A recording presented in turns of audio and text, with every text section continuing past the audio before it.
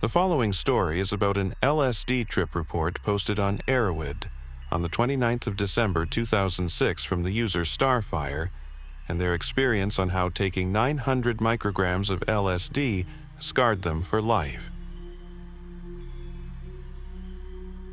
On a cold December evening in 1971, I took two 450 microgram tablets of LSD at around 7 p.m. I had planned the trip for a couple of days with a friend, but after I took 2 hits, he never showed up. I was at a friend's house sitting in his living room about 20 to 30 minutes later, when 4 cinder blocks popped out of the walls and began spinning. I had taken several trips, but none that started this quickly. I also felt flushed, hot, and excited. My stomach was tight and my cheeks felt like they were burning. I could see every multicolored red and green thread in my blue jeans. I sat in David's room and talked to his sister for a while and listened to music. Everything was not only bright and colorful, but I felt uncontrollable urges to laugh and kept having the feeling that time was flying past me. The music had come to be nothing more than white noise in the background as I explored the room.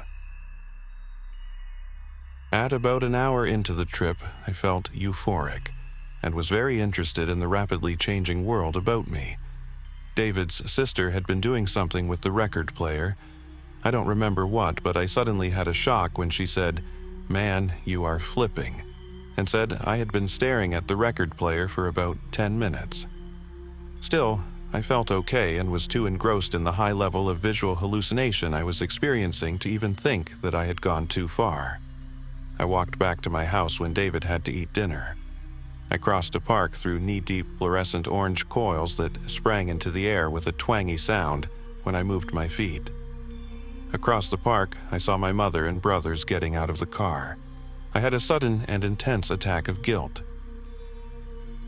It wasn't ordinary guilt. It was all the sins of the world piled on my shoulders, because I had taken LSD.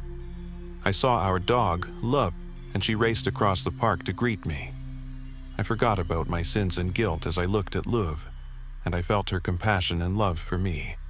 I decided not to go home because I would look too stoned. I walked up the street aimlessly. This was about 2 hours into the trip. Overhead, the sky was filled with racing clouds and bolts of lightning, something like you might see in a depiction of how the sky looked on Earth when life first crawled out of the sea. I had to urinate, so I stepped into an alley. As I did, I saw splotches of colors run out of a wall. I can distinctly see those colors in my mind, pink and black. I thought they were the most beautiful colors I had ever seen. They soon dissolved. I went back to David's house and he had finished eating. We went back to his room and I don't remember much for the next hour or so. We listened to music and he played guitar, but I can't remember feeling or thinking anything. At 10 p.m., his mother said he had to go to bed. We went out to the yard and he told me to come back after his parents' light went out.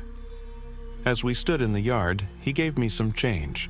As I took the coins, he told me to look at the plane flying over. As I looked up, I heard him say, "What is that in your hand?" I jerked my hand back because a silver and purple liquid had melted and was running out of my hand. As I did, the coins fell out and David roared. I was beginning to think the trip was getting out of hand, and felt for the first time a high level of anxiety.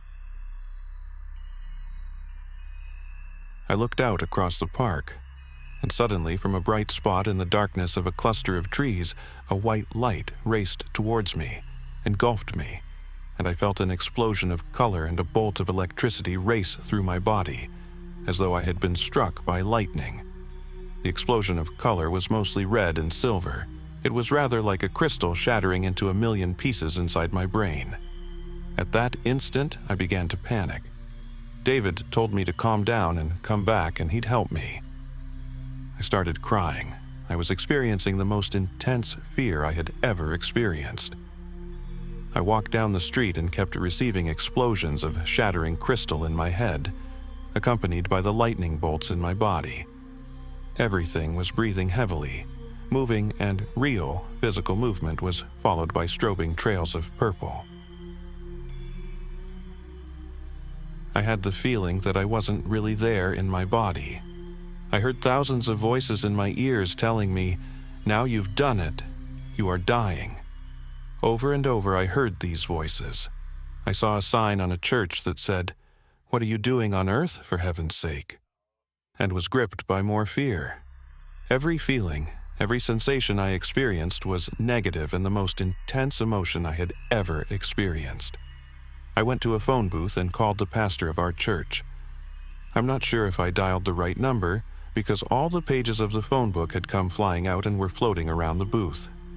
I did hear a voice, but I can't remember the details. The next few hours were spent walking up and down a street near the pastor's house. I can't begin to describe all the colors, emotions, and sensations at this point. The underlying theme was religious, with the most intense fear of dying and a state of pure panic gripping me the whole time. I do remember the repeated bolts of lightning and shattering crystal. Each time a car passed, I would first hear the sound of the car as though it were driving over the keys of a huge piano. This would be accompanied by a brief and intense image of colored crystal forming, from which a white point would emerge, expand, and engulf me in an explosion of light that would shatter the crystal. The worst of it was the physical feeling of electric shock. As I felt the trip begin to release its grip, I started home. Someone gave me a ride. A couple of old people that I remember scorned me about not attending church. My mother found out in such a state of panic-stricken terror I entered the house, and my sister came out to screw with my mind a while. I was shaking uncontrollably and would not look at myself in the mirror. The worst was over by around 5 a.m. For the next 2 years, I couldn't sleep and was afraid of the dark. The reason was that when I turned off the lights, I would hallucinate. I saw colors and patterns for years after that trip and kept myself heavily sedated with alcohol or other drugs. The pure horror at that trip was enough to keep me from further serious attempts at LSD, though I did a little of the weaker stuff a few times after that.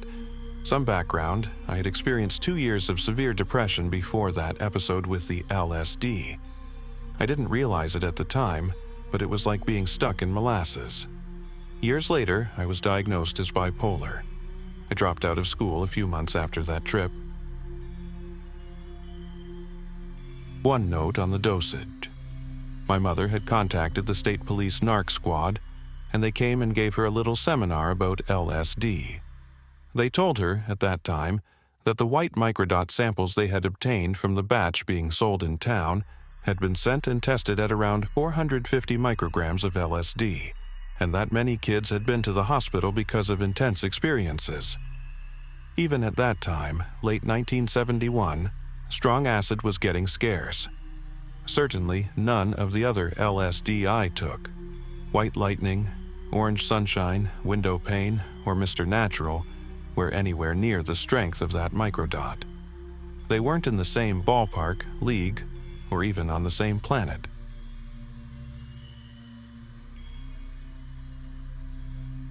"900 micrograms. One choice. One night that should have ended with the sunrise, but instead became 2 years of torment. The hallucinations didn't fade when the trip was over. Every time the lights went out, the darkness came alive. Shapes twisted in the corners. Shadows moved when they shouldn't. The mind no longer knew what was real, and so sleep became impossible. For 2 years, every night was a battle. 2 years of staring into the darkness, too terrified to close his eyes. 2 years of exhaustion, paranoia, and living in a waking nightmare. This wasn't just a bad trip, it was a permanent fracture in reality, a scar on the mind that couldn't simply heal. Stories like this are a reminder. Psychedelics are powerful, unpredictable, and sometimes merciless. One heavy dose can open doors you can never close. And here's the important truth. Extremely high doses of LSD can sometimes trigger long-lasting conditions, like HPPD, hallucinogen persisting, perception disorder, where visual distortions and paranoia continue for months or even years after the drug is gone.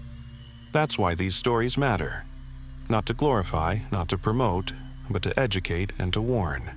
If you found this story chilling, like the video and subscribe to the Bad Trip Files for more true accounts of minds pushed to their breaking point. Because sometimes, the most terrifying part of the trip isn't what happens during it, it's what follows you afterward.